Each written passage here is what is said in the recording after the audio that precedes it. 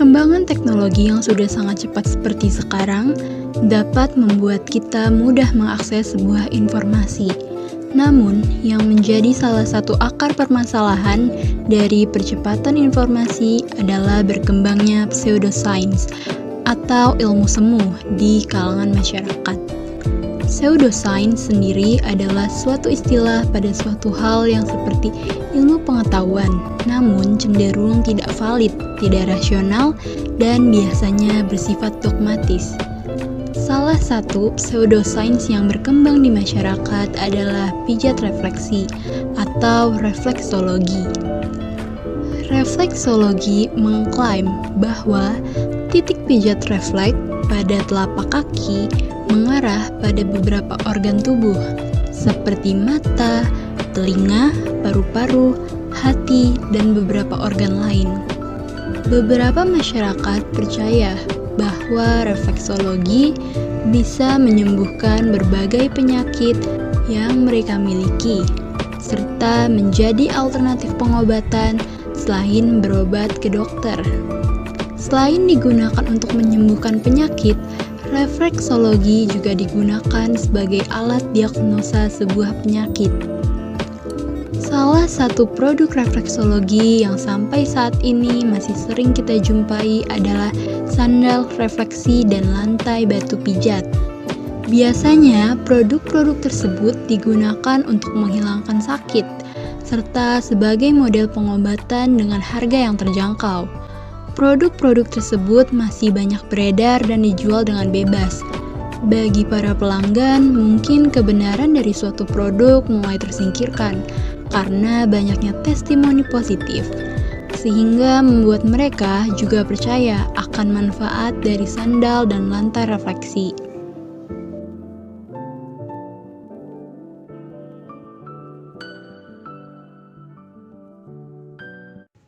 Apa itu refleksologi?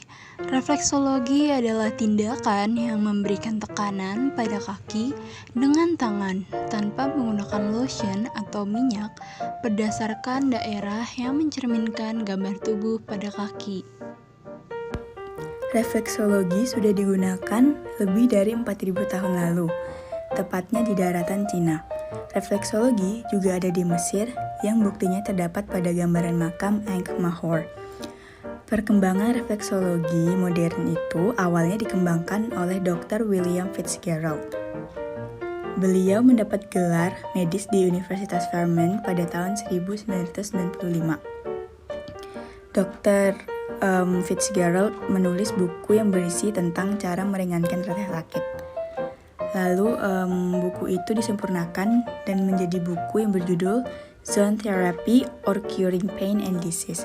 Isi buku tersebut tak jauh dari metode terapi pijat refleksi modern yang dikenal oleh banyak kalangan masyarakat luas dan sampai sekarang kita ketahui. Nah, untuk fakta dari refleksologi sendiri, yang pertama, para ahli anatomi memberikan pendapat bahwa tidak ada hubungan langsung antara telapak kaki dengan organ-organ yang ada di tubuh kita. Fakta dari refleksologi yang kedua, White dan kawan-kawan pada tahun 2000 pernah melakukan sebuah investigasi mengenai keakuratan dari refleksologi sebagai alat diagnosis, dan didapatkan hasil bahwa tidak ada bukti yang mendukung refleksologi dapat memberikan sebuah diagnosis. Lalu, bagaimana dengan cara kerja refleksologi yang sebenarnya ya? Jadi, cara kerja refleksologi ini dapat dikaitkan dengan sistem saraf dan reseptor sensorik yang ada di tubuh kita.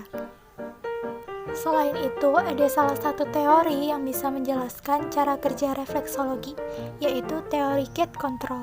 Menurut teori ini, persepsi fisikal rasa sakit yang kita rasakan selama dipijat refleksologi harusnya diterima oleh reseptor kecil, tapi malah diterima oleh reseptor besar sehingga reseptor besar mengirim sinyal untuk mengganggu pengiriman rasa sakit di sumsum tulang belakang dengan cara mengeluarkan endorfin. Endorfin sendiri berfungsi sebagai pereda nyeri alami. Dari teori tersebut dapat terjawab pula alasan mengapa kita merasa lebih sehat setelah dipijat. Karena endorfin sendiri dikeluarkan sebagai bentuk respon ketika kita mengalami sakit, sehingga kita merasa lebih bahagia dan tubuh terasa lebih ringan. Fakta placebo effect. Placebo effect adalah obat palsu yang digunakan sebagai pembanding untuk menguji keefektivitasan suatu obat dalam uji klinis. Dalam refleksologi, placebo ini menimbulkan efek semu bahwa dengan pijat refleksi, nyeri pada suatu penyakit dapat berangsur hilang dan mereka menganggapnya sembuh.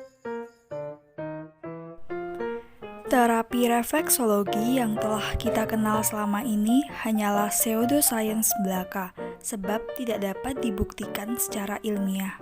Maka dari itu, apabila memiliki keluhan kesehatan, disarankan agar segera berobat ke dokter agar keluhan tersebut dapat ditangani segera sesuai dengan prosedur medis.